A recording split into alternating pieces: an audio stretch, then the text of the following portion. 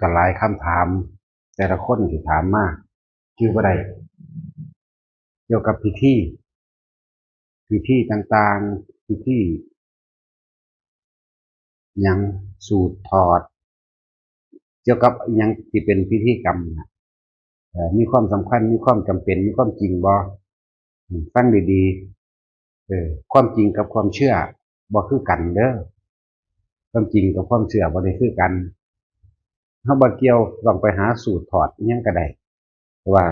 การถอนเสมาการสูตรถอดนั่นถอดนี่ หรือว่าการทำพิธีกรรมเพื่อสิเกิดสิ่งใดสิ่งหนึ่งเกิดขึ้นก็บ่สำคัญถ้าเฮาเข้าถึงคำะความจริงถึงถึงความจริงของพระพุทธเจ้าโดยธรรมชาติความจริงอย่างหนึ่งความเสื่อของคนเป็นความหลงอย่างหนึ่งหนีออกจากพิธีกรรมใดโดยการมั่นใจในตัวเองทุกอย่างเกิดจากความคิดของเฮาเองเกิดจากความคิดเกิดจากความเสื่อเลยเข้าไปยึดมั่นถือมั่นแล้วก็เลย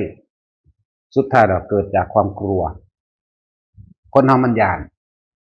แต่ถ้าสิพูดถึงการตรัสรู้ของพระพุทธเจ้านะเพิ่นเป็นเอกะอยู่แล้วเป็นที่หนึ่งอยู่แล้วบ่มีพิธีกรรมใดๆทั้งสิ้นเลยที่เพิ่นบรรลุสัมมาสัมโพธิญาณสัพพัญญุตญาณก็ตามเออเพิ่นบรรลุพระนิพพานก็บ่ได้เกี่ยวกับพิธีกรรมใดๆทั้งสิ้นบ่มีการสูดถอดบ่มีพิธีกรรมบ่มีหยังเลยมีต่างหากเออเพราะว่าเฮา ว่าเข้าไปศึกษาธรรมะว่าศึกษาความจริงเออธรรมะคือความจริงพุทธะเนี่ยแปลว่าผู้รู้ความจริงเรียกว่าพุทธเจ้านำความจริงทั้งหลายออกมาเพื่อสิบอกความจริงแจ้งความจริงแสดงความจริงให้แก่โลกได้รู้แล้วก็คนทั้งหลายบ่เข้าไปศึกษาจริงๆก็เลยเกิดความเสื่อเมื่อเกิดความเสื่อแล้วเกิดความกลัวเมื่อเกิดความกลัวแล้วก็เลยต้องทำพิธีอย่างต่างๆนานาสารพัดที่จริงบ่มีผู้คนถามเกี่ยวกับการสูดถอนหรือคนถามว่าสูดถอน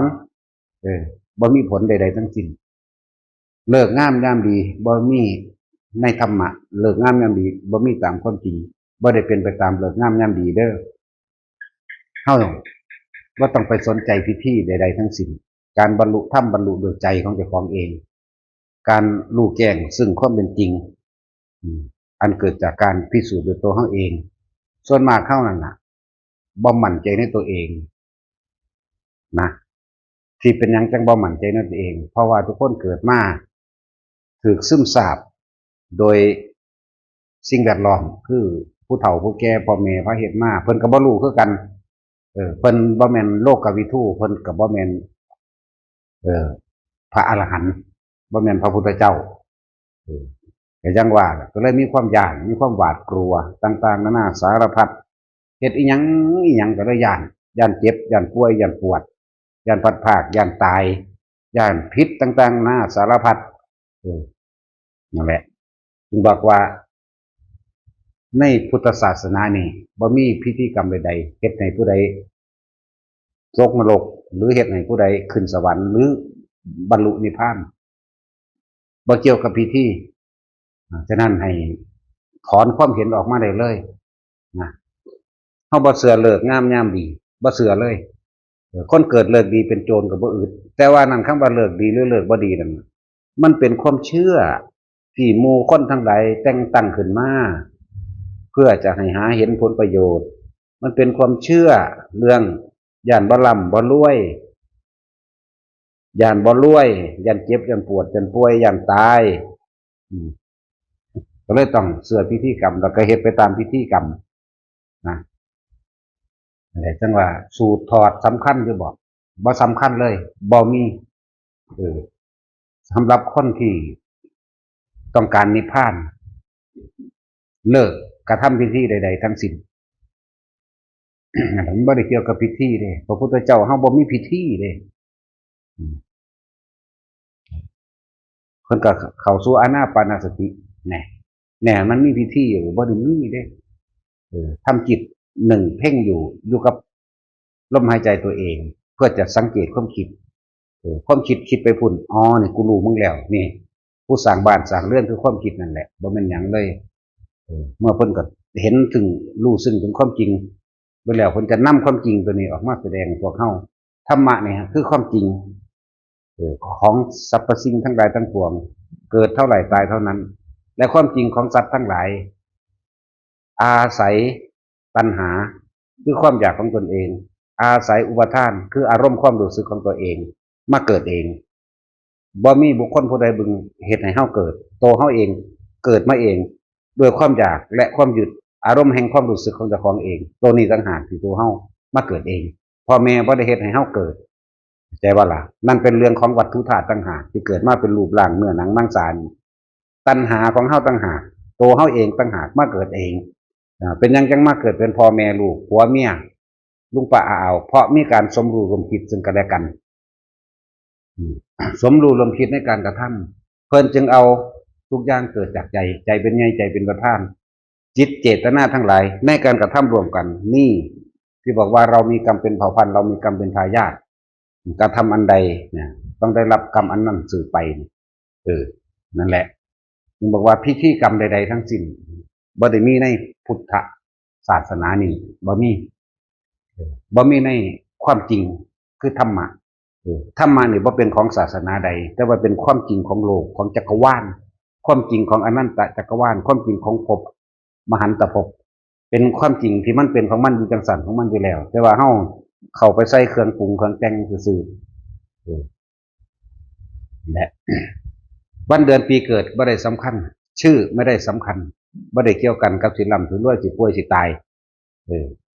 สำคัญที่ใจสำคัญที่ตัวนี้ใจเป็นใหญ่ใจเป็นประธานทุกอย่างเกิดขึ้นจากการกระทำของตนเองกระทำโดยตั้งใจก่อนกับใจจากทั้งกายหรือว่าจานั่นเองนี่แหละปีช่งปีเช่งบ่มีคือเราต้องเลิกออกจากพิธีทั้งหมดนี่แหละจังว่าถ้าจะเข้าถึงถ้ำจริงๆเนี่ยเราต้องเลิกออกจากความเชื่อสิ่งทั้งหลายเหล่านั้นบ่มีผู้ใดมาสาปแช่งให้เฮาตกนรกได้บ่มีผู้ใดมาอวยพรเฮาขึ้นสวรรค์ได้บ่มีผู้ใดมาละกิเลสให้เฮาไปนิพพานได้เมื่อตัวเองมาเกิดเองตัวเองก็ต้องเป็นเองไปเองทำเองมีต่างหากเรียกว่าพิธีกรรมต่างๆบ่ได้มีความสำคัญอีหยังเลยนะคิดดีเมื่อไหร่ก็เป็นดีเมื่อนั้นเลยคิดดีคิดที่สร้างสาธารณกุศลต่างๆความเร่าร้อนและกังวลไม่เกิดบ่มีใจว่าล่ะถ้าคิดเร็วเมื่อไหร่ความเร่าร้อนกังวลเกิดกูจะไปลักของผู้นั้นผู้นี้คิดเร็วผู้นั้นสิบ่เห็นบ่นอผู้นั้นสิอยู่หน้าบ่นอผู้นี้สิอยู่เฮือนบ่นอผู้นั้นผู้นี้เขาติดกล้องวงจรปิดบ่นอเนี่ยคำว่าความเร่าร้อนกังวลมันเกิดแต่ว่าคนที่ไปทำดีบัดสิไปให้ทานสิไปสวดมนต์สิไปภาวนาไปยามใดก็ได้อีกไปกลางค่ำกลางคืนก็ไปกลางเว้นก็ไปแบบเปิดเผยเด้ไม่มีความร้อนกังวลก่อนที่จะไปนี่เอิ้นว่าก่อนทำขณะทำและหลังทำไม่มีความร้อนกังวลถ้าคิดร้ายเด้ที่ไปลักของเขาคิดร้ายอันนี้กังวลว่ากังวลก่อนที่จะทำหน้าติดกันกับผู้นั้นมันจะเป็นลักของเขาผู้นั้นจะอยู่หน้าบ่นอผู้นี้อยู่หันบ่นอมันจะว่างแผนไปเราร้อนกังวลก่อนที่จะไปกับเลี้ยวหน้าเลี้ยวหลังลักไปรี่ไปดิแอบไปนั่นสิแล้ว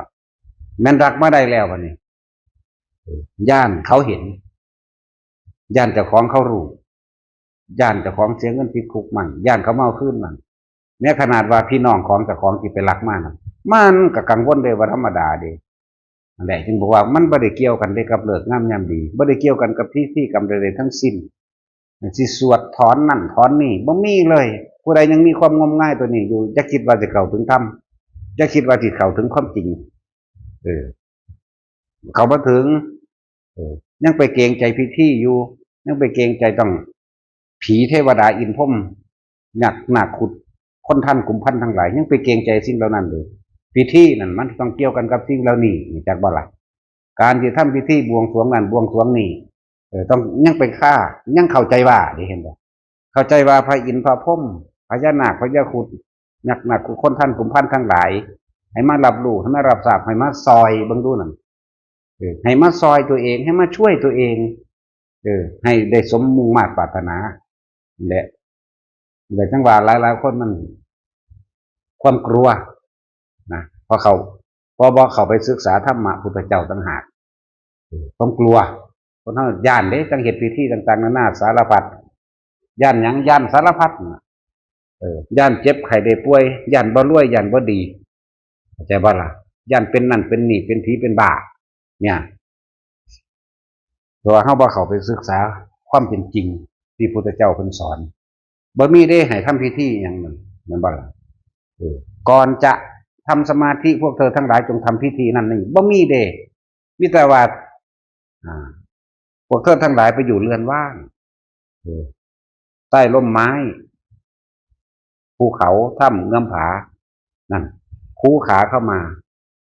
ตั้งกายตรงดำรงสติให้มั่นมีไหมแล้วหายใจเข้ายาวก็รู้ว่ายาวหายใจออกยาวก็รู้ว่ายาวอย่างนี้บ่ได้มีเด้จงหาดอกไม้ธูปเทียนไปเยอะๆบ่มีเด้จงทำการบวงสรวงเสียก่อนบ่มีเด้นั่นแหละว่ามังนี่บ่ดีบอกจงหาคนไปสูดถอดเสียก่อนบ่มีใจว่าล่ะคนเอาทีคิดดีเมื่อไหร่ดีเมื่อนั้นคนเราจะเป็นไปตามสิ่งที่ตัวเองคิดเห็นบ่ถ้าคิดดีเนี่ยก็จะทำดีเมื่อนั้นถ้าคิดไม่ดีเนี่ยก็จะทำไม่ดีเมื่อนั้นความเลวร้ายแห่งความไม่ดีย่อมมีภัยเมื่อภายหลังเห็นบ่ถ้าคิดดีทำดีเมื่อไหร่ความดีก็ย่อมหนุนสนองเมื่อภายหลังด้วยกัน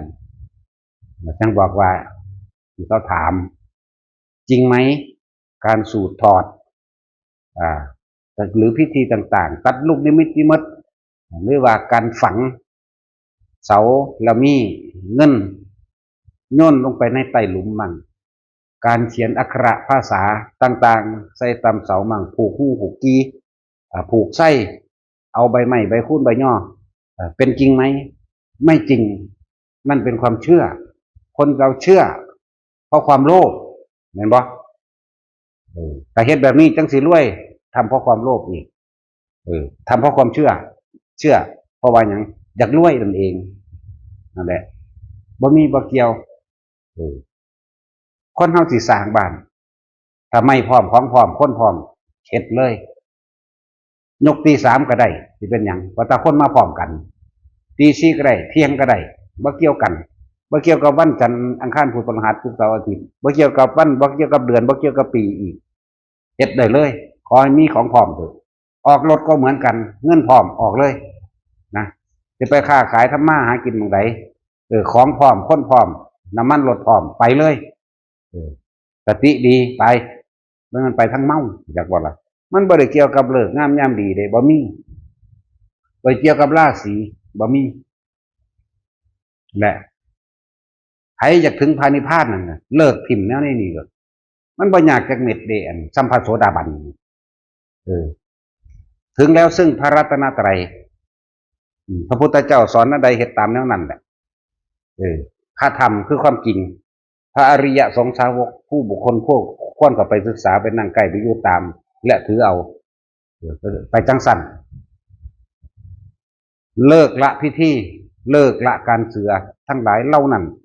พิธีกรรมทั้งหลายบ่ได้เกี่ยวกันกับมรรคผลนิพพานเลยจากบ่ล่ะเฮามีพระรัตนตรัยคือพุทธธรรมสงฆ์อย่างเดียวอย่างอื่นเฮาบ่สนใจเลยนี่แม่แม้นจะฆ่าสัตว์อยู่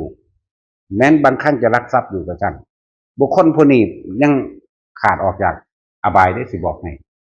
เพราะความคิดนั่นมันบ่ไปนึกถึงจากบ่มันบ่ไปนึกถึงผีสางนางไม้เทวดามันบ่ไปนึกถึงที่ใจเป็นใหญ่ใจเป็นประธานสำเร็จได้โดยใจอันนี้จังว่าคนเฮานึกซ้ำๆนึกบ่อยๆย้ำๆซ้ำๆนั่นแหละตัวจิตเจตนามันสะสมสิบ่ไปคิดถึงว่าผีอยู่หน้านั่นผีอยู่ป่านั่นผู้นั่นถ้ำนั่นศาลนั่นศาลนี่สิมาเฮ็ดใส่กูเขาสิบ่มีความคิดแล้วนี่เห็นบ่น้อมจิตไปตามพระรัตนตรัยเท่านั้นพุทธังธัมมังสังฆังสรณังคัจฉามิเท่านั้นนั่นแหละโสดาปัตติมรรคมันอยู่มั่งนี่เด้งเฮ็ดไปบัดสิตาย คนเฮาเกิดมาแค่กระตายน้อยนี่มันก็ได้ง่ายๆนั่นเด้กินก็ได้บ่สิตายก็ได้ดอกนั่นแหละแต่สิเว้าเรื่องว่าให้แนวทางและให้กำลังใจแต่ละคนในการปฏิบัติอย่าท้อถอยเออตัวอย่างที่บ่ดีมีแล้วและดีมีแล้วอยากบอกว่าแต่ว่าโอ้ยเข้าวัดบ่ได้ดอกยังขาดสัตว์อยู่ยังกินเหล้าอยู่ยังเฮ็ดนั่นเฮ็ดนี่อยู่เห็นบ่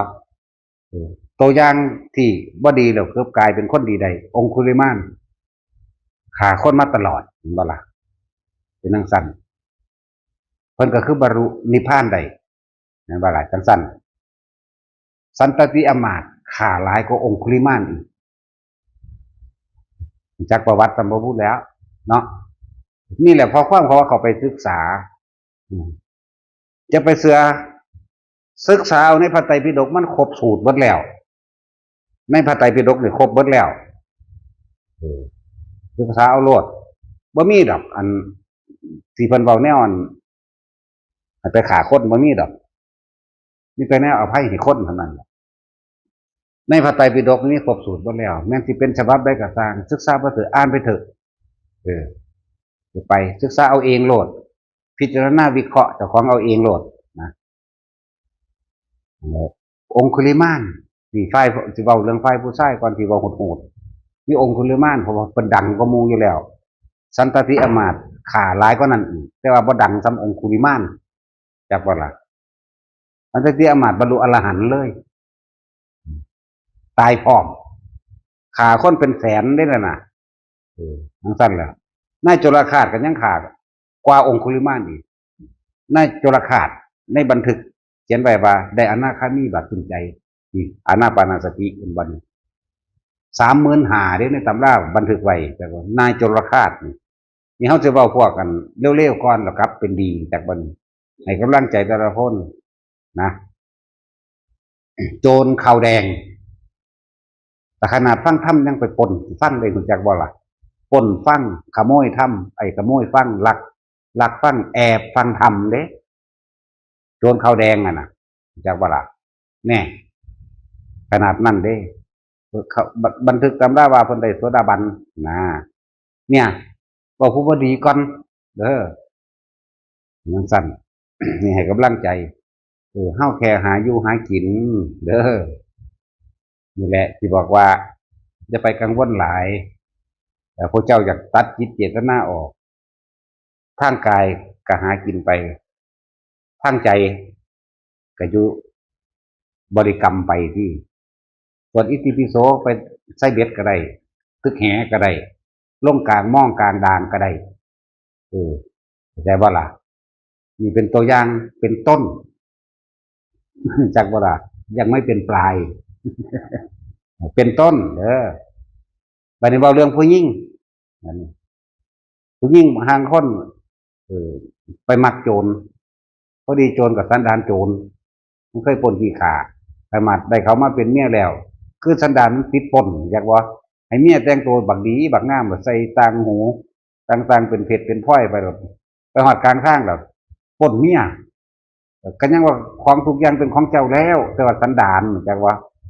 กูปล้นเอาคือเก่าเนี่ยผู้หญิงเด้อที่ฆ่าผัวเป็นโจรขนาดไปไทยออกมาเด้นั่นเขาจูงโจรไปโดยคนมันเคยเป็นผัวเป็นเมียกันมาก่อนเห็นมากปั๊บโลดเอาเงินไปซื้อไว้1,000สั่นก็เอามากอยู่น้ำกันแบบด้วยนิสัยสันดานโจรกับตัวเมียว่าสิไปเยี่ยมไปเยือนอันนั้นอันนี้ไปแบบสุดท้ายแล้วกับเมียมีปัญญากว่าที่ความโลภบริกรอบงำเข้าใจว่าล่ะก็สั่นสิขอล่ำถวายท่านพี่อย่างว่าจังหน่อยก็ขอให้เบิ้งหน้าเป็นครั้งสุดท้ายแน่ยังก็ว่าไปพ่อตั้งแต่เผลอหันหลังแล้วก็ถีบลงเหวที่เข้าใจว่าล่ะถีบลงเหวเลยเนี่ยฆ่าผัวตายจังสั้นแล้วถ้าแล้วก็ย่านความผิดเลยหนีไปบวชดูภิกษุนี่น้ำมูภิกษุนี่บรรลุอรหันต์นี่ตัวอย่างหนึ่งก็บ่ค่อยได้ยินได้ฟังปานใดเป็นบ่ล่ะอันส่วนเรื่องนางสิริมาเขาได้ยินอยู่แล้วว่าบรรลุโสดาบันมันสิบ่แทงลูกบ่ก็สิเว้าเรื่องฆ่าแม่นว่าล่ะโสเภณีเขามีหน้าที่นั่นแทงแล้วแทงอีกแทงแล้วแทงอีกเด้ธรรมดาเด้ มันก็ต้องมีเผลอมั่งแหละตะกี้มันมียาหลังรวมจังว่าล่ะมันท่านได้มียาคุมจังซั่นแล้วมันท่านได้มีแนวนั้นเขาสิกินยาที่เขาปรุงขึ้นมาเอาเองพวกนี้มันจะกินยาบังคับออกเด้จากว่าจังซั่นหลายอย่างที่พวกเฮาบ่เข้าใจบ่รู้แน่นางศิริมาคือว่าบรรลุโสดาบันบ่นางอัมพปาลีแห่งอรหันต์ตัวแล้วก็แท่งแล้วแท่งอีกเด้นั่นน่ะแท่งแล้วแท่งอีกแม่ของนางอัมพปาลีก็เป็นคือกันเด้หมายถึงจังมาได้นางอัมพปาลีนางอัมพปาลีก็จังมาได้หมู่นี้ได้บัดนี้นางหยังล่ะนางอัมพปาลีได้มาจากต้นเงาบักม่วงเขาเลยใจชื่อว่านางนี่เกิดจากเงาม่วงอยากก็ล่ะจังสิแปลไปจังได๋เพราะนั่นไปก็เลยเนาะคืออัมพวันไปว่าหยังเอา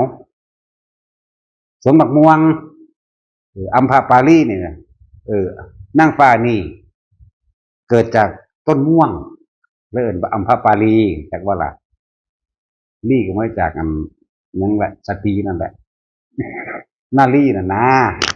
อัมพนารีหญิงนี้ได้มาจากเง่ามะม่วงสวนมะม่วง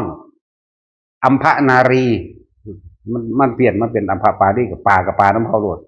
เนาะปลาเอาบ่มาเลยอีหานี่มื้อนี้สั่นล่ะนางอัมพปาลีเขาได้มาจากปลาหมกม่วงบัดนี้คนไปเห็นน้ำกัน2คนเลยเกิดการแย่งชิงกันขึ้นอยากว่าแย่งกันเด้มันงามดีความจริงนั่นน่ะเราก็หนีโจรมาเพราะเล่าอยากบอกนั่นเราหนีเขาข่มขืนเล่าแล้วหนีมาแล้วเรามา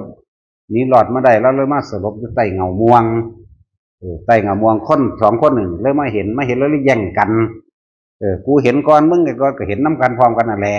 แต่ความงามของเรานั่นน่ะเห็นบ่นี่ความพอใจในรูปร่างลักษณะท่าทางของบุคคลนั่นแหละราคะความยินดีพอใจในรูปร่างลักษณะท่าทางงามเบิดนั่นแหละครับงามแบบนี้แย่งกันจนเป็นเรื่องเป็นเล่าขึ้นถึงพระราชาอยากว่าพระราชาเลยว่าเอาสิซะให้เป็นสาธารณะพระราชาเสือกเอาเองนั่นแหละพระราชาเอาเองเด้แต่ว่ากูร่องก่อนได้สูงอยากว่าล่ะพระราชาเอาเองก็เลยตั้งไว้ในเป็นว่าหญิงงามเมืองนั่นเองเป็นหญิงงามเมืองไว้ต้อนรับพวกพระราชาเศรษฐีพ่อค้าทั้งหลายที่เขามาเยือนบ้านเมืองตะของเองนอนน้ำเล่าเนี่ยต้องครั้งละเด้ครั้งละ 1,000 กหาปณะเด้มื้อนึงเล่าก็รับแขกหลายยุ่นแล้วเหมือนว่าล่ะนั่นแหละมันก็ต้องมีมันบ่มียาคุมตะกี้ถ้าว่าท้องมาปุ๊บนี่เขาสิปรุงยาทำแท้งเด้ตะกี้ก็ปรุงยาทำแท้งนางสั่นแท้งแล้วทั้งอีกแท้งแล้วทั้งอีกในสุดท้ายก็คือนี่แหละนางศิริมากับหมอชีวกนั่นแหละมาเกิดพวกนี้เขาเป็นคนมีบุญเห็นจังไดมันก็บ่ออกก็เลยได้เอาไว้เลยและอีกอย่างหนึ่งก็เป็นลูกของหยังล่ะพ่อของอาชาศัตรูนะพิมพิสาร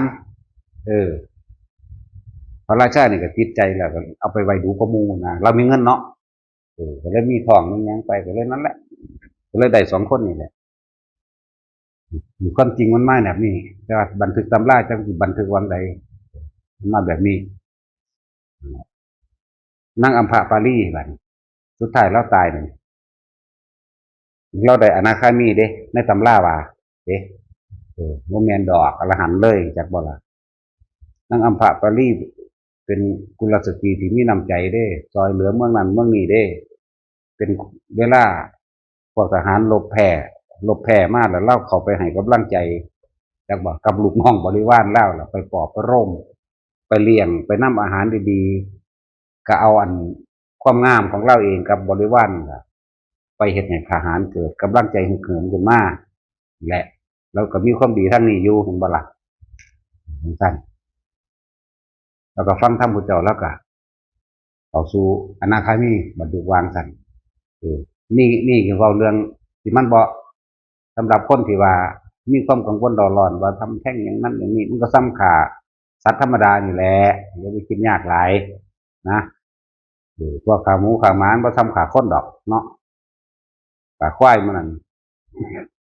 ถือว่าเท่านั้นดอกให้กำลังใจได้บ่แม่นไปขาคนแต่ก่อนมาปฏิบัติธรรมเด้ให้กำลังใจสำหรับบุคคลที่ผิดพลาดไปแล้วทั้งคันจังซี่มันบ่สามารถแก้ไขได้อดีตแก้บ่ได้มันผ่านแล้วอย่าไปนำมันอย่าไปคิดกับมาตั้งหน้าตั้งตาเฮ็ดในปัจจุบันนี่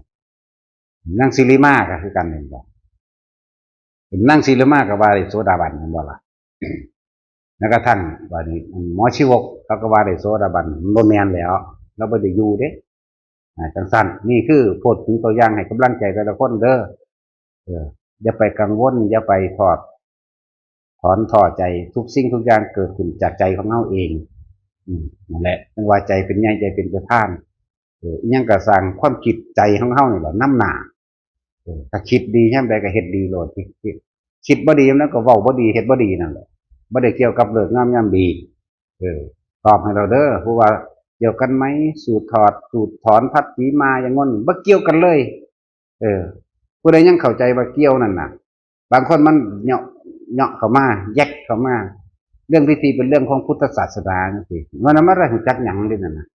จะไปฟังมันได้ก็อันบักจังซั่นเด้อบักใดก็สร้างแม่งเด้แต่ว่าบ่บริสุทธิ์บ่ปลอดรู้จักบ่เฮานี่ปลอดจากพิธีกรรมทั้งปวงบ่มีการถือผีสางนางไม้เทวดาบ่มีว่าเขาสิมาซอยนั่นซอยนี่บ่มีเลยเขาก็มีอยู่แต่ว่าเฮาบ่ได้คิดว่าไผสิมาซอยไผได้เฮานี่พึ่งตัวเองอยู่แล้วเฮาบ่สนอยู่แล้วด่าแมงซุมื้อคือกันพร้อมเนาะด่านี่บ่ได้สร้างดอกแต่ฮู้จักว่าเอาเพิ่นคือด่าถึงซื่อๆฮู้จักว่าล่ะก็จะพวกหมู่ภิกษุทั้งหลายนั่นน่ะยังไปถือบวงสรวงอันนั้นอันนี้เข้าใจบ่ล่ะเฮาบ่ได้บวงสรวงจักเทื่อเด้เพิ่นจะมาเฮ็ดพิธีนี่ฟาดถิ่มบ่ได้ให้มาใกล้ได้อยู่นี่เขามาติดต่อดูเพิ่นดอกพวกหาเงินนั่นน่ะเพิ่นว่าเฮาสิโง่นำเพิ่นได้บุเรียกว่าเฮาบวชนำพระพุทธเจ้าเพิ่นบ่มีพิธีเพิ่นบ่พาถือผีเพิ่นบ่ได้ถือเลิกงามยามดีอีหยังเฮาก็บ่ถือแล้วเว้ยเนาะเฮาก็มาพิสูจน์ด้วยตัวเองเฮาก็ฮู้แล้วแหมเบิ่งกันหน้ากูบ่หาวันนั้นวันนี้กูก็ยังกูคือเฮ็ดแล้วอยู่นี่แหมมันบ่ซั่นที่จริงเฮาบ่เสื่อมเขาจะโดนแล้วล่ะแน่จังซี่เพราะว่าผีอยู่หั่นเป็นว่าหั่นเป็นไปพิสูจน์เบิดบ่เชื่อได้จังพิสูจน์จักบ่ถ้าเชื่อบ่ไปแม่นบ่ผมใช่มึงเชื่ออยู่ว่าผีอยู่หั่นนี่อยู่ในถ้ำเชื่ออยู่ว่าเชื่ออยู่มึงคือโง่แท้มึงสิเชื่อเฮ็ดจังก็ไปพิสูจน์กับบักห่ามึงนั่นแหละเขาเอิ้นคนโง่เชื่อแล้วก็ไปเถียงกันอุ้ยอาจารย์ว่ามีผีได้อยู่หั่นเด้นั่นว่าซั่นแล้วเขาเอิ้นโง่ละอันนั้นน่ะ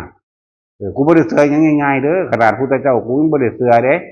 กูพิสูจน์เอาเองแล้วกูไปเห็นเอาเองแล้วเป็นจริงแบบนั้นโอ้เป็นคือเพิ่นว่าเนาะแน่ก็บ่เชื่อได้จังไปจะเชื่ออีหยังไดไปขึ้นไป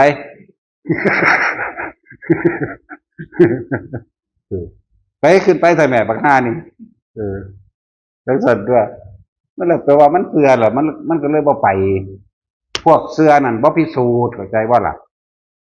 พวกบ่เชื่อได้จังพิสูจน์มีต่างหากเด้ฟังดีๆนะเฮาพิสูจน์แล้วเด้มันก็เห็นเป็นไปตามที่เพิ่นว่าเพราะว่าเฮาก็เห็นเราเองแล้วจักบ่ล่ะเฮาก็เชื่อตัวบัดนี้เชื่อไผเชื่อตัวเองจักบ่ล่ะบัดนี้เชื่อตัวเองเพราะว่าเห็นเองโอ้เบิดทุกอย่างนี่เลยเอามาเทียบที่หลังคือเพิ่นว่าเบิดทุกอย่างมันก็ยอมตัวบัดนี้ยอมนี่เฮาบ่ได้บังคับเด้มันลงแบบสิโลลาบเลยว่าเวลาเฮาเห็นสิ่งนั้นสิ่งนี้ตามที่เพิ่นว่ามานี่เวลามันลงมาใจเฮามันลงมันหมอบจักบ่ล่ะไผสอนเพิ่น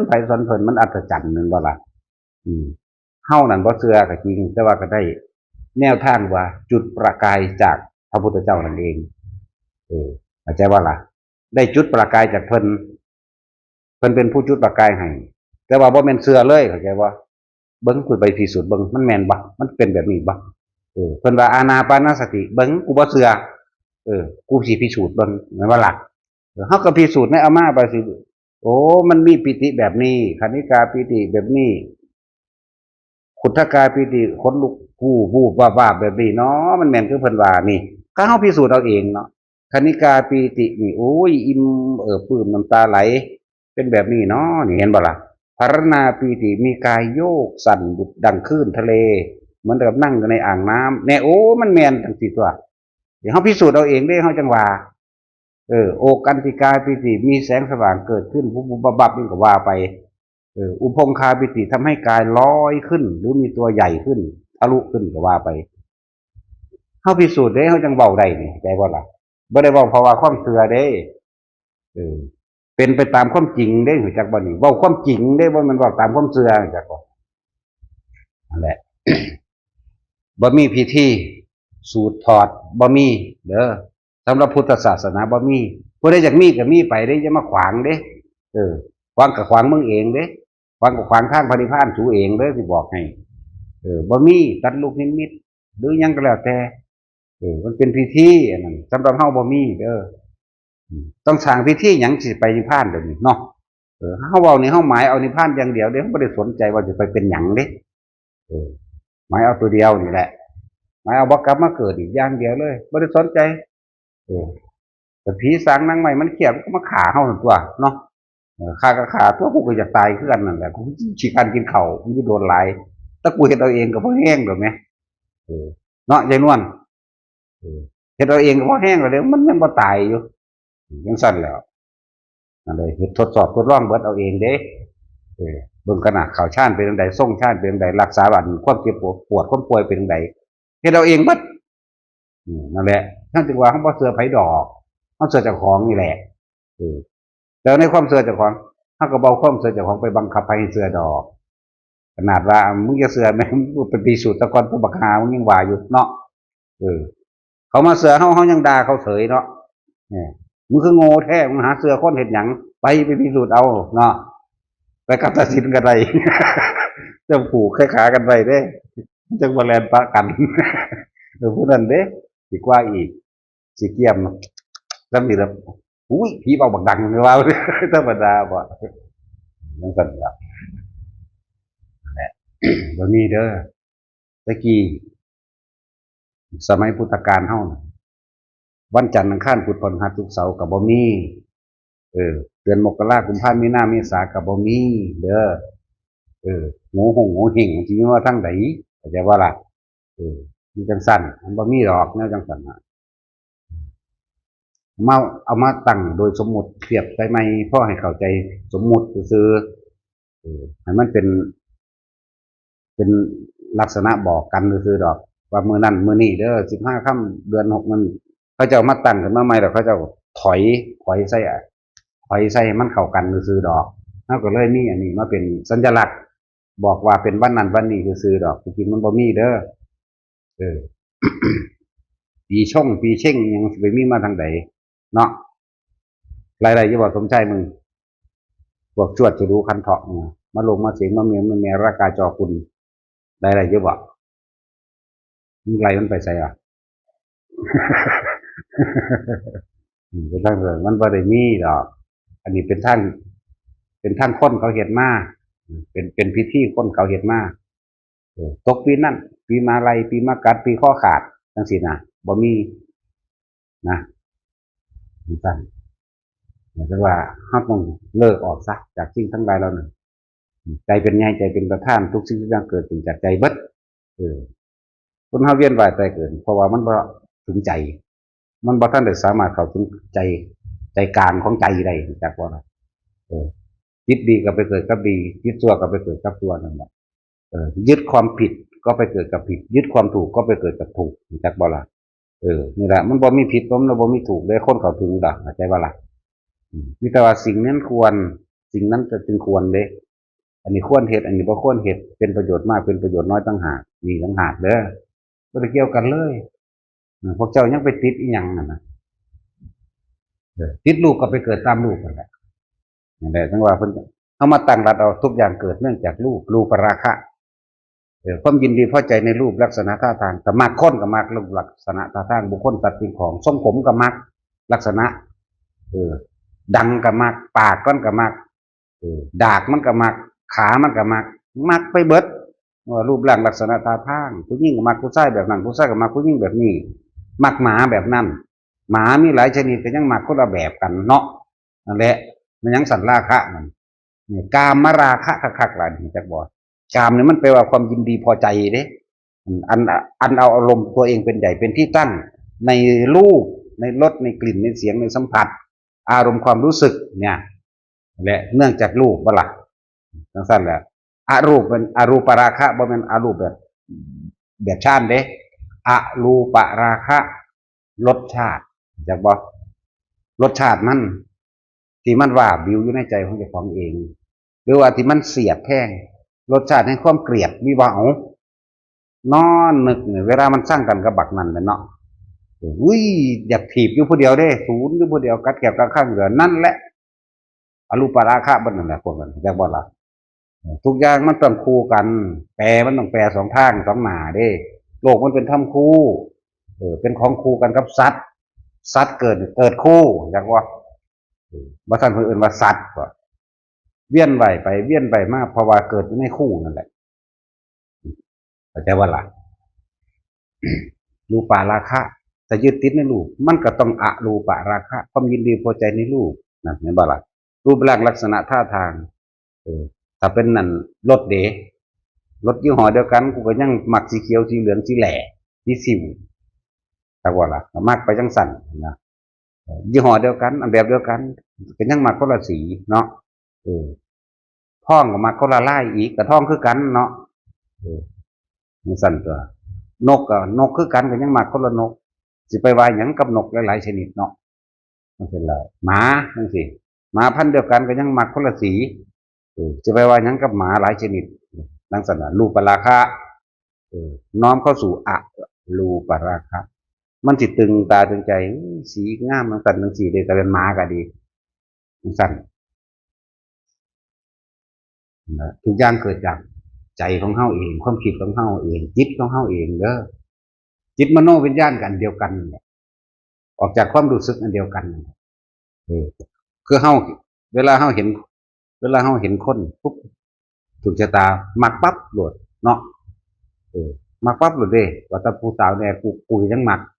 เห็นปั๊บกูมักเบิดโหลดจะมันเป็นแนวใดเนาะสมชายมึงมักบ่แต่บ่มักมึงเสียจังใดสัตว์ตีเขาโหลดบ่ก็เท่าๆคือยายนวลกูบ่มักแบบนั้นมักตะบ่ใช่มักตะพวกเพิ่นนั่นแหละมักตะบรรยากาศนั่นแหละจริงๆเราก็บ่มักเจ้าดอกแล้วจากนี้อยากเจ้าแห้งแล้ว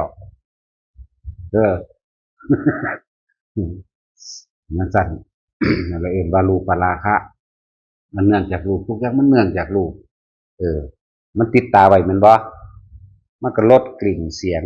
นี่แหละอรูปราคะจากว่าลดกลิ่นเสียงปรุงแต่งนึกไปเนี่ยมันวิธีที่เฮาฝึกอยู่นี่ละโอรัมภคิยะสังโยชน์ที่เดียวคือสังโยชน์หาผู้ใดอยากหูว่าจิตเป็นแนวใดความคิดเป็นแนวใดเป็นผู้มีจิตหนึ่งที่เพ่งอยู่ในความรู้สึกอันเป็นหนึ่งอาศัยลมหายใจเป็นบันไดเด้อมันเป็นแนวทางเลยคือเป็นบันไดซื่อเด้อนี่แหละรู้ลมเข้ารู้ลมออกเนี่ยจดจ่ออยู่กับลมเข้าลมออกแล้วอาการปิติย่อมเกิดขึ้นเฮาเอาไว้กลางหน้าผากบอกง่ายๆถ้าเฮาทำจิตหนึ่งที่เพ่งอยู่ทุกอย่างอยู่ระหว่างกลางหน้าผากเบิดดอกละนี่เป็นวิธีของเฮาเข้าใจว่าล่ะทำกรรมฐานมันมี40อย่างเห็นบ่แต่เฮาเอาอันเดียวนี่แหละเฮาบ่เอาหลายปฏิบัติแบบใดก็ได้ว่าแต่มันปล่อยว่างได้ปล่อยว่างคือหยังปล่อยว่างคือบ่มีอารมณ์ความรู้สึกในความพอใจแล้วบ่พอใจจบจากว่าล่ะตัวนี้ปล่อยว่างอาสวะคือหยังอารมณ์ความรู้สึกที่ยังคล้องเกี่ยวอยู่อาสวะขยะเนี่ยเนี่ยก็มาเว้าเรื่องอารมณ์อยู่เด้จากบ่ล่ะอารมณ์เบิดอารมณ์ทั้งหลายนี่มันเนื่องจากรูปมันบอกรูปกายเจ้าของเองก็ยังมีความพอใจยังย่องเจ้าของเนาะยังแบบยังอีกยังไปเยอะยิ่งว่าเจ้าของรออีกผู้ยิ่งก็เบิ่งว่าเจ้าของงามอีกแต่ว่างามเลยยังหาแนวมาท่าอยู่เนาะท่าหาแม่มึงบอกแต่ว่างามเหมือนว่าสัตว์ตั้งแต่เด็กน้อยขึ้นมาเป็นสาวนั่นบ่หาตาท่าหยังก็ได้เอาพวก7-8ที่เป็นท่ามึงรู้สิได้อยู่บ่จะต้องหวดเอาไปท่าลองเบิ่งดูท่าปากสิแหล่ ก็ต้องไปกินหมากหวาวก็ได้หรอก ให้มันดำตัวเปื้อนกันเนาะแล้วถ้าแก้มที่แดงวันนี้ยังงามอยู่บ่เด็บดอกชะบาเขาเพิ่นไป จินตนาการเราที่ล่ะเป็นตะเบิงอยู่หรอต้องคอยไปหาไฟสูงถิ่นมาแล้ว ถึงจังสั้นแล้วนั่นแหละทุกอย่างเนื่องจากลูกเฮ็ดจังใดเฮาสิละเลยทีเดียวบุคคลที่เคยทำผิดมาก่อนเด้อบ่ว่าเจ้าจะเฮ็ดผิดหยังก็แล้วแต่เอออดีตเป็นสิ่งที่ผ่านมาแล้วคิดถึงเมื่อไหร่นี่ความคิดคือจิตไปถึงเมื่อไหร่มโนคือภาพจำวิญญาณคือความรู้สึกมีความพอใจและไม่พอใจเกิดขึ้นทีนี้เฮาละมันออกอาศัยลมหายใจเข้าลมหายใจออกนั่นแหละจิตมโนวิญญาณคือโอรัมภาคิยะหมายถึงอารมณ์โอรัมภาคิยะอารมณ์ที่อันเนื่องจากรูปาราคะและอรูปาราคะเข้าใจว่านี่จึงเรียกว่าโอรัมภาคิยะสังโยชน์ห้าด้วยทีเดียวการละอารมณ์ความรู้สึกที่ยังมีความยินดีพอใจอยู่ในรูปและรสชาติแห่งอันเนื่องจากรูปนั่นเองแต่ว่านี่ใจตาสมชายผู้เดียวนอกนั้นสุลิมเรียกเข้าใจปะพยักหน้าเนี่ยเลยมีพยานกับครูบันสองแล้ว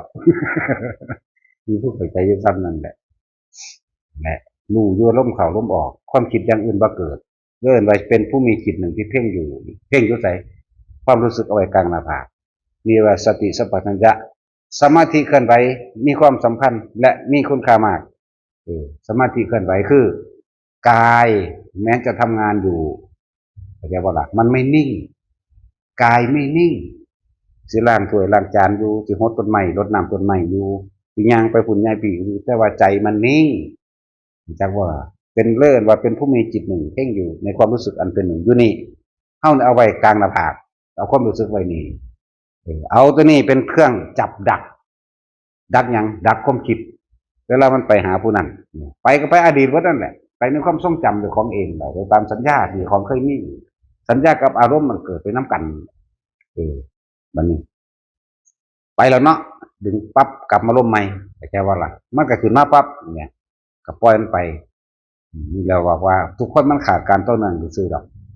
เรียกว่าบุคคลที่ไปหาใส่เบ็ดใส่ป่าใส่ม่องตึกแห่อยู่นี่นะเข้าวันหน้าไปนั่มอย่างว่าล่ะหรือส่งชาติไปนั่มก็ได้ผู้ใดส่งชาติเป็นอะไรก็ส่งไปโหลดนี่แหละคำว่าส่งชาติก็แปลว่าเพ่งส่งก็คือรักษาความรู้สึกเอาไว้ในอันความรู้สึกอันเดียวทำความเข้าใจดีๆเด้อธรรมะนี่ว่าจำเป็นต้องไปหูจักไปท่องจำยังได้มากหรอกแค่รู้ลมหายใจของเจ้าของเองดูความรู้สึกคำว่ารักกับเกลียดผู้ใดก็เคยมีเหมือนบ่ผู้ใดก็หักไผเป็นผู้ใดก็เกลียดไผเป็นไหมนี่ไหมมาจับเอาเนี่ยเพราะความพอใจและไม่พอใจนี่ไหมสองอย่างไหมตัวนี้ตัวภาคกูเกิดนี่เข้าใจแค่นี้มันก็สามารถบรรลุธรรมได้แล้วหอดนิพพานเลยพวกรู้พวกรู้หลายๆนั่นมันไม่ค่อยถึงดอกเพราะว่ามันสิจำคำพวกนี้แล้วเอาไปหาถกเถียงผู้อื่นฟังธรรมะฟังความจริงที่เพิ่นแสดงออกจากเพิ่นเป็นเองนี่แหละใจบ่ล่ะบ่แม่นคือพระพุทธเจ้าแสดงมาเพิ่นก็เป็นเราเองมาเราเด่นเพิ่นนำประสบการณ์ตัวนั้นมาว่าเพิ่นละแบบใดเพิ่นว่างแบบใดเพิ่นตรงแบบใดและวิธีใดแต่เข้าสู่ความปรงความปลดความปล่อยความว่างใดวิธีใดบ่แม่นไปนำจำมาแต่ไปว่าผู้นั้นไปว่าผู้นี้เด้หลายสองเจ้าเราได้อันพวกไปฟังคำสอนอันวัจนะมานั่นน่ะจากคำสอนพระพุทธเจ้าถูกต้องดีงามแล้วเราฟังแล้วหามาสอนเจ้าของนะทั้งสั้นหัวหน้ามันก็บอกฟังแล้วนะพวกเธอทั้งหลายเนี่ยจะไปว่าเขานะให้ดูตัวเองลูกพี่มันก็บอกเนาะบอกสอนคนฟังสูเนี่ยไปยังกูไปหน้าแมงไปเด้แหละว่าพวกเราฟังแล้วจะไปว่าเขานะเนี่ยสอนกันเนี่ยไปยังบ่แม่นฟังแล้วไปด่าเขานะเด้คือว่าเราว่าลูกพี่มันเป็นก้อนเนาะเนี่ยกูศูนย์อีกแล้วตะกี้หาว่าแต่ผู้นั้นหาว่าแต่ผู้นี้โอ้ยไปยังกระดอเลยแหละกูบอกเปิดเผยได้กูไม่ได้ลบเด้กูอยู่ที่สูงได้ที่แจ้งพร้อมมันบ่ล่ะมันจักเป็นไผไปเขาไปเบิ้งเราสแตกเราแล้วเบิ้งเราอักลากอยู่เนาะ มึงสิว่าหาแม่มึงอย่างไงจังไปฟังมาแล้วก็เอาไปสอนเจ้าของแต่มึงยังละนันทิบ่ได้จักว่านันทิอย่างมึงเพลินเข้าใจว่ามึงรู้จักว่าล่ะแต่ว่ามึงบ่ได้รู้จักหยังอะไรจะเข้าใจว่าเจ้าของรู้เฮานี่บ่รู้เบิดรู้จักว่าล่ะเออยิ่งเรียนมากยิ่งเป็นอันตรายเด้อถ้าไปว่าให้ผู้อื่นเข้าใจบ่ล่ะบ่จำก็เลยบอกว่าบ่จำเป็นต้องรู้หยังมากดอกเพราะเฮามีความรู้สึกโกรธเกลียดเข้าใจบ่ล่ะกับพอใจหรือไม่พอใจเขามีความรู้สึกแค่นี้เราหาวิธีละแค่ความรู้สึกแค่นี้ไปนิพพานได้เลยดับอยู่ในนี่ได้เลยมันก็ได้มีอย่างมากได้คำสอนพระเจ้าเอาอนิจจังกับอนัตตาได้มาบอกจากบ่ล่ะคนเฮามันพอใจแต่มันบ่เข้าใจได้อนิจจังกับอนัตตาซื่อๆเด้มันก็เลยเป็นทุกข์เห็นบ่ล่ะอนิจจังอยู่หน้าอนัตตาอยู่หลังทุกข์อยู่กลางเพราะอารมณ์ความรู้สึกมีความยินดีพอใจโตเดียวนั่นแหละเฮ็ดจังได๋เฮาสิว่างได้เฮ็ดจังได๋เฮาสิว่างได้นั่นแหละปราศจากความคิดมันก็ดับเบิดทั้งตัวนั่นล่ะก็แปลเบิ่งในเป็นหยังถ้าอยากตัดเวรถ้าอยากตัดกรรมบ่ว่าจะสิทำมานักหนาเพียงใดก็ช่างเห็นบ่คำว่าอสังขตธรรมแปลให้มันออกนะธรรมะไปว่าสิ่งทั้งหลายทั้งปวงมีความเกิดขึ้นเป็นธรรมดามีความดับเป็นธรรมดาเป็นไปตามความจริงบ่เป็นอย่างอื่นสัตว์สิ่งใดสิ่งหนึ่งเกิดขึ้นสิตั้งมั่นไปเลยบ่มีทางมีแต่เข้าสู่ความแตกดับแม้ตโลกยังแตกดับนี่แม้อนิจจังอนัตตานะแม้อริยสัจสี่ก็เพื่อให้เห็นอนิจจังอนัตตานี่นึงเด้แม้อริยสัจสี่ก็เพื่อจะให้เห็นอารมณ์เจ้าของเองเด้ความคิดแบบนี้ไปเกิดนี่อวิชชาปัจจยาสังขาราพากันทองอยู่นั่นเพราะสิ่งนี้มีสิ่งนี้จึงมีเพราะมีอวิชชาเป็นปัจจัยจึงมีสังขารเพราะสังขารเป็นปัจจัยจึงมีวิญญาณอย่างเงี้ยทองหาแม่มึงบอกมึงทองบ่ไปละเจ้าของแม่ว่าล่ะแต่จังสั่นตัวสาทองได้ซื่อๆเนาะแต่จังสั่นแต่กูได้ด่ากูด่าหอดโคตรพ่อโคตรแม่ปู่ย่าตายายโคตรผัวโคตรเฮียมึงเลยเด้โคตรคู่มึงพร้อมมึงบ่บอกกันนะฟังแล้วไปสอนตัวเองแหมยังมาสอนผู้อื่นแหมสาออกจากหูเหี่ยวว่าได้อยู่เนาะมึงหูจักหูเหี่ยวบ่เด้อนี่แม่นบ่ล่ะมึงมาเว้าเรื่องนิพพานหาแม่งบ่แต่ออกจากหูเหี่ยวบ่ได้เนาะจังสั่นแล้วอันนั้นไม่ควรยังสูบยาอยู่กันเอายาบ่ได้เฮ็ดให้เสียสติโอ้จักสิอธิบายหาแม่งยังแบบว่าจังซั่นเนาะยังสำนักท่านใส่เสื้อแขนยาวผิดนะครับผิดกับผิดพอผิดแม่มึงบอกเนาะพวกกูจะด่าจังหน่อยบัดนี้แต่เดี๋ยวล่ามเด้บ่เลยเลิกเดี๋ยวแล้วเดี๋ยวประสาทเด้บัดประสาทขึ้นความแท้เข้าใจว่าตัดสินความแท้เด้เอาเท่าไรสัมมนาจะช่วยอะไรช่วยได้นะให้มาเลยเอาเมื่อไรเข้าใจว่าล่ะกูได้ของแท้เด้กูสนใจกินแม่มึงเด้ด่ากูด่าตรงหน้าเด้ของแท้สั่นแล้วเอาแล้วเรียกว่าฝึกหัดศึกษามาแบบไปสอนเจ้าของตัวเจ้าของบ้านได้โกนหนวดโกนหัวอยู่เอาแล้วตามธรรมดาแล้วศาสนาอื่นๆนะเขาบ่ได้มาหลู่น้ำเฮาดอกเขาบ่อ่านดอกเขาบ่มาจับผิดอันเฮาในเรื่องลักษณะนี้ดอกจุกจุกจิกจิกรับเงินและทองเป็นอาบัติเห็นบ่ล่ะกูเอาหอดเพชรคุณเข้าใจว่าล่ะเพชรกูก็ได้แล้วยังอีหยังอีกเนาะที่มันมีราคาที่โลกก็ตีราคาขึ้นมาอย่างนี้เนาะมันสั่นแล้วแต่บ่เบิ่งตามความเป็นจริงเจ็บไข้ได้ป่วยไปโรงพยาบาลถอนฟันเอารับพรบัดนี้ถอนฟันแล้วรับพรมันเอาอยู่บ่มันไม่ได้เอาเด้คนเจ็บไข้ได้ป่วยอยู่นี่เอาเงินตัวจ่ายนี่ล่ามเล่บัดนี้เอาเงินได้จ่ายเขาบ่เอาได้พรไปเติมน้ำมันจังซี่เติมน้ำมันเนี่ย20 ลิตรบ่เต็มแล้วบ่เดี๋ยวสิให้พรเขาเอาอยู่บ่บ่ได้เอานะเนาะจังซั่นแล้วมันจะติไปหลายกูก็ฟัดแมงไปหลายคือกันแหละถ้ามันหนาวเขาก็ใส่เสื้อถ้ามันร้อนเขาก็ใส่เสื้อไว้ตัวเสื้อนั้นมันบ่แม่นว่าเสื้อเป็นเสื้อที่ชาวบ้านเพื่อนเขามันก็เป็นชุดของมันอยู่เนาะมันติเรื่องเสื้อนั่นแล้วมึงไปอยู่มึงจะใส่ที่ล่ะเนาะกูบ่ได้บวชแน่เห็นว่าแต่ว่ากูบ่ได้บวชด้วยแต่กูบ่ผิดวินัยนั่นแหละเขาถึงจักว่าบ่ถูกจักฐานะและอฐานะทุกพี่ทุกคือสอนอยู่นั่นหรือ รู้จักฐานะและอาฐานะพุทธวาเดี๋ยววิญญาณที่ตังปฏิทิตังทุกที่ทุกสอนอยู่นั่นว่าล่ะนี่ว่าสอนบอกว่าจะไปติผู้อื่นเนาะเฮานี่บอกตลอดเด้ยาเด็ดขาดผู้ที่มีภากาสาวพัดในสามเณรหน่อยแลนเตะตะกร้อฟุตบอลกินข้าวแรงแกงร้อนอยู่กับช้างไปรักษาของสาธารณะใดคือเขาบ่ล่ะแม่นว่าล่ะเขานอนอยู่วัดเขานอนอยู่ผู้เดียวเขาได้เป็นเขากินข้าวแรงกับ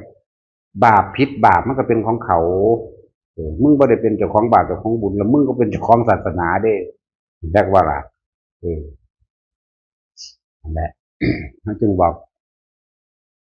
ฟังแล้วนั่นนี่แล้วนะครับเอานำไปใส่เจ้าของแน่เจ้าของบ่ทันได้เข้าถึงของจริงอยู่บ่ทันรู้จักธรรมะอยู่บ่จังรู้จักความจริงอยู่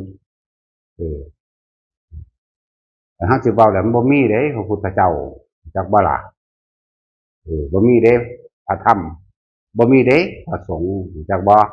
ว่าสิเว้าแล้วนั่นน่ะถ้ามีสุขก็ไปเกิดกับสิ่งที่สุมีเด้อเพราะสันทุสิว่าเพราะสิ่งนี้มีสิ่งนี้จึงมีอยู่เนาะ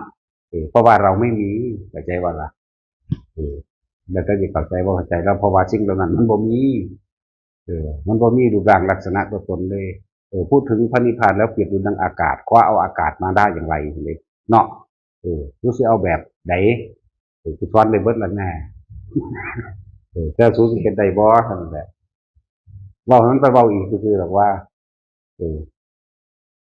นั่นแหละบอกให้มันไปเว้ามันจังใดอันหยังก็แท็กซี่แช่เข้าไปแนวเขาโหลดเด้อแช่เข้าไปโหลดว่ากูด่าขนาดเลยมันสั่นแล้วของกูบ่ค่าหยังเนาะจังซั่นแหละอยากตัดเวรตัดกรรมอกุศลกรรมทั้งหลายแม้นสิมาในอดีตชาติหรือในปัจจุบันชาติอันเป็น10 ปีที่แล้วหรือเมื่อวานนี่ก็จังทุกคนสามารถที่สิหยุดได้ตัดเวรตัดกรรมได้บ่ได้แม่นพิธีบ่โดยการถวายของบ่โดยการขอร้องหรืออ้อนวอนด้วยตนเองเข้าสู่ลมหายใจได้ทำเป็นผู้มีความรู้สึกอันเป็นหนึ่งรู้ลมเข้ามีอาการปิติเกิดขึ้นระหว่างกลางลมหายใจอุณโลมในขณะนั้นศีลสมาธิปัญญาหยุดเบิดมรรคมีองค์8ร่วมเป็นหันเบิดแล้วจักบ่ล่ะศีลก็มีในหันศีลมันมีเพราะว่าหยังเฮาบ่มีความคิดในการไปทำลายเบียดเบียนผู้ใดผู้หนึ่งเสียชีวิตได้ทรัพย์สินเลยบ่มีโลภก็บ่มีในหันจักบ่ล่ะมันเป็นอุเบกขาแล้วและเฝ้าสังเกตจิตตัวเองก็โดยการทำกรรมฐานอันหนึ่งฐานที่ตั้งแห่งการกระทำเครื่องอยู่แห่งใจหรือเลื่อนแห่งใจหรือวิหารธรรมเนี่ยเฮาสิดูสิ่งทั้งปวงใดก็รู้อยู่ในนี้ทั้งปวงทั้งหลายก็คือความคิดเจ้าของมันก็คิดไปหาคนนั่นแน่สัตว์นั่นแน่คนเลี้ยงงัวก็คิดไปหางัวคนเลี้ยงควายก็คิดไปหาควายเลี้ยงหมาก็คิดหาหมาหาแมวแต่ฮู้ว่ามันคิดไปก็ดึงมาก่อนเลยมื้อนึงก็ระงับได้เนี่ยจักหน่อยเด้อเว้ยเนาะชั่วโมงละวินาที2วินาที3วินาทีคอยสั่นเหียนลงเองดอกนั่นแหละถ้าบ่ฝึกไว้แต่เดี๋ยวนี้สิไปฝึกยามใดเพราะว่าสุดท้ายคนต้องตายคนตายมันสิมาลมหายใจฝุดฟาดนี่แหละที่ไปใส่เด้อว่าซั่นพุทธเจ้าสิสอนเอาลมหายใจบ่สิไปคิดฮอดหม้องใดก็ตามบ่สิใจขาดจริงๆมันมาพี่จักบ่ล่ะมันมาในความรู้สึกตัวเองมันต้องถิ่มกายมองอย่างว่ามันเนื่องจากกายมันเกิดมามีกายแล้วบัดสิตายมันก็ถูกแท่งร่างกายเจ้าของมันบ่อยากตายเลยว่าทุกอย่างมันเนื่องจากกายต้องอาศัยกายมันเกิดประโยชน์อาศัยลมหายใจนั่นแหละเป็นกายในกายหนึ่งในอาการสาย42พุ่นบ่แม่น32ดอกเด้อที่เฮาไปต้องเกสาโลมานะครับตันโตจะเรามังสังเนี่ยที่เฮาไปทองมานั่นน่ะคนเป็นอยู่มัน42อันนั้นมันคนตายเป็นเพราะเรื่องธาตุอันนั้นเกสาผมลงมาคนนะครับแล้วทันตาปันตุโจนังมังสังเนื้อหาดูเอ็นละติกระดูกเนี่ยแต่ว่ากูบ่ได้กูคือทองเร็วอยู่เนาะก็กูจำได้จากบ่นี่จังซั่นตัวภาษาความจำมันมีให้อ่านให้จำเนาะจังซั่นตัวภาษาอ่านมาเนี่ยกูซึ่งว่าภาษาอ่านมากูก็ทองได้เบิดนั่นแหละนั่นแหละความรู้อันนี้มันเป็นความรู้จำความรู้จำกับความรู้จริงมันคนละอย่างความรู้จริงมันต้องทิ้งความจำเข้าใจว่าล่ะความรู้จริงต้องทิ้งความจำไม่มีอะไรเลยพุทธธรรมสงฆ์ไม่มีจากว่าถ้ามีสุขก็ไปเกิดกับสิ่งที่มีเพราะสิ่งนี้มีสิ่งนี้จึงมี เพราะอวิชชาเป็นปัจจัยจึงมีสังขารทั้งหลายเพราะสังขารทั้งหลายเป็นปัจจัยมีวิญญาณทั้งหลายวิญญาณทั้งหลายเป็นปัจจัยแน่ก็มันมีอย่างสี่ตัวนั่นบ่ล่ะเนี่ยกูไม่มีแต่ว่าล่ะต้องทิ้งความรู้จำเด้อลาปวดโตเป็นแม่สูเออกูบ่ได้มีหยังเด้เออแต่มันบ่มีเราต้องเข้าใจต้องถึงสิ่งที่ไม่มีจากว่าล่ะเออหรือสิเอาแบบนั้นเอาแบบห่วงโปรบอกเนาะทุกอย่างว่างอยู่แล้วที่มันไม่ว่างเพราะเราไปดึงเข้ามาเนาะห่วงโปรอยากว่าผู้บ่าวห่วงโปรอยากว่าแล้วซาดจะบอกเรื่องของผู้สิงผู้จักบอกมันบ่รู้จักอยู่จักญาทานจริงเผาทานนั่นมันบ่แม่นเด้อันนั้นบ่แม่นนั่นเด้เออบุกจริงกันตียากระโมงจักบอกมันไผบุกเนาะตั้งแต่แล้วแหละตัดเวรตัดกรรมจริงๆนะคือบ่คิดนะน้อมเข้ามาสู่ลมหายใจเลยทำจิตหนึ่งที่เพ่งอยู่รู้มันรู้มาเข้าความคิดไปปั๊บดึงกลับมาลมอยู่ในอุณาลมดึงกลับมาปั๊บอยู่ในอุณาลมตลอดเลยมันไปแบบใดก็ตามคิดถึงยังก็ตามทำให้บ่อยทำให้มากทำให้ชินมันกัดดูเข้าเอาไปมามันบ่ได้หอดจับลมมันมีอุณาลมขึ้นมาเลยต่อมามันบ่ได้จับหอดอุณาลมมันว่างไปเลยว่างจากสิ่งที่มีอยู่จากบอกเข้าใจคำว่าว่างจากสิ่งที่มีอยู่บอกปราศจากความคิดนึกในความอยากได้อยากเป็นเลยบ่มีทุกคนอยู่นี่บ่มีจากว่าล่ะมีอยู่แต่มันไม่มีจากว่าบ่เข้าใจดอกแต่สุดยังไปคิดหาเหตุผลยังอยู่นั่นมันต้องบ่มีเหตุผลมันก็บ่มีเข้าใจว่าดับเหตุมันบ่ได้ยากหรอกตาดับเหตุก็คือบ่คิดจากว่าล่ะแต่ว่าก็คิดเนาะซึ่งเป็นหยังเว้าเป็นตะงงเนาะคนเฮาแต่บ่อาศัยความคิดก็บ่ถึงเมื่อถึงแล้วก็ต้องทิ้งความคิดเข้าใจว่าล่ะอย่าเอาแบบนั้นล่ะทุกคนมีพุทธภาวะทั้งหมดทุกคนมีอยู่ในตัวเองแต่ว่าไม่รู้ตัวเองจึงไม่รู้บ่เข้าสู่พุทธภาวะคือความรู้สึกตัวทั่วพร้อมเด้อนี่แม่พุทธภาวะพุทธแปลว่ารู้ภาวะคือความรู้สึกตัวเองเด้อแต่ว่ามันบ่มีสติมันไปดูสึกตัวอยู่กับผู้อื่นกินข้าวอยู่กับสั่งอีนั่นกินข้าวอยู่กับหักอีนี่นอนสั่งคนนั้นนอนสั่งคนนี้นอนหักคนนั้นนอนหักคนนี้นอนคิดถึงคนนั้นคนนี้นั่นแหละพูดมันไปพระภาวะอยู่ผู้อื่นพูดมีความรู้สึกรักมั่งเกลียดมั่งมันว่าล่ะแล้วพอเห็นเจ้าของจะเกลือนี่ไม่รู้สึกตัวจะบอกสมาธิเคลื่อนไหวสำคัญมากดีกว่าสมาธิแบบนิ่งๆเด้อจักบอกถึง1,000 เท่าเด้อถ้าว่ามันต่อเนื่องได้พวกนิ่งๆต้องอาศัยเวลาต้องถิ่มการถิ่มงานมาพร้อมมันบ่ล่ะพวกนี้เขาเฮ็ดได้ตลอดเด้ขับรถอยู่กับเป็นกินข้าวอยู่กับเป็นกินกาแฟก็อยู่กับเป็นแล้วก็นั่งท่าได้ก็ได้ยืนท่าได้ก็ได้ยืนเอาขาขึ้นฟ้าก็ได้เนาะนั่งขาค่อยห่างก็ได้ได้ทั้งเบิดนี่แหละถึงบอกว่าจับจุดอารมณ์ให้เป็นเถอะทุกอย่างอยู่กลางหน้าผากง่ายๆผู้ใดตายในความรู้สึกนี่ได้มันบ่มาเกิดดอกล่มเข่าออกเข้าใจบ่ล่ะมันบ่ได้ยากดอกเดี๋ยวตอบคำถามให้แล้วบ่มีพิธีกรรมใดๆที่ไปสวรรค์และนรกใดมีแต่ใจของเจ้าเองหาก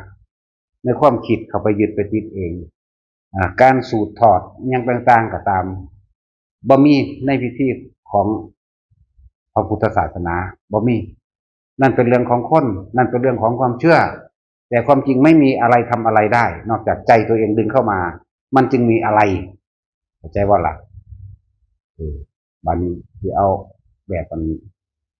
อวานจีไม่มีอะไรทำอะไรได้นอกจากใจของเราดึงเข้ามามันจึงเป็นอะไรแต่ว่าแท็กซี่โค้งๆกันเนี่ยดอกอวานจีกับแท็กซี่แต่ว่าเขาได้เที่ยวเขาอยู่ได้ทำจักบอกสั้นเดี๋ยวเบ้าเขาเบ้าให้มันเบิ่งอยู่ในโลกโลดหรือว่ารุดโลกก็ว่าเบ้าแบบบอลเบิ่งอยู่ในโลกโลดตอนแนวนี้เนาะแหละไม่ได้ยากเลยคำสอนของไผก็ช่างถ้ามันทำให้เราดับทุกข์ได้ก็ทำตามเลย ไม่จำเป็นต้องคำของพระพุทธเจ้าเข้าใจบ่ล่ะเพราะพระพุทธเจ้าเอามาจากความจริงเออความจริงเด้ธรรมะได้สูงสุดอยากบอกความจริงเอามาจากความจริงบ่ได้เว้าตดบ่ได้เว้าตามไผเออบ่ต้องว่าต้องเว้าคำนี้จึงจะถูกบ่แม่นอยากว่าล่ะเออเฮาเอามาจากประสบการณ์จริงที่เราประสบพบมาเฮาจึงเว้าไปตามที่มันเป็นเฮาบ่ได้เว้าตามไผอีกเออ แต่ว่าเฮาก็ได้จุดประกายจากเพิ่นเพราะว่าความไม่เชื่อต่างหากที่เฮาได้มาจากบ่ล่ะถ้าความเชื่อมันก็มาหาด่าผู้อื่นจังซี่แหล้วกูก็เลยด่าคืนคือกันแหล้วด่ากูก็ด่าแม่งคือกันเด้เนาะอือแต่มึงคิดว่ามึงด่าใครด่ามึงก็นึกว่าด่ากูแล้วเนาะสนใจแต่ว่ามาใกล้กูถีบแม่งเลยเด้กูมาภาษากูถีบเด้เออมันต้องเอาคนสร้างประโยชน์ซะ แหละยิงสั่นถ้าบ่มีประโยชน์ก็คือรักษาไว้หาแมงอย่างเนาะนั่นแหละของบางอย่างจะเมตตาแบบโง่ๆเรื่องใครก็ดีแต่มาว่าสั่งประโยชน์ก็ตีแมงโลดอย่าไปสอนเออเอาประโยชน์คนคุณเรานั่นแหละข้าโพธิสัตว์เต็มใจเกิดเต็มใจตายเพราะมีเครื่องอยู่เกิดได้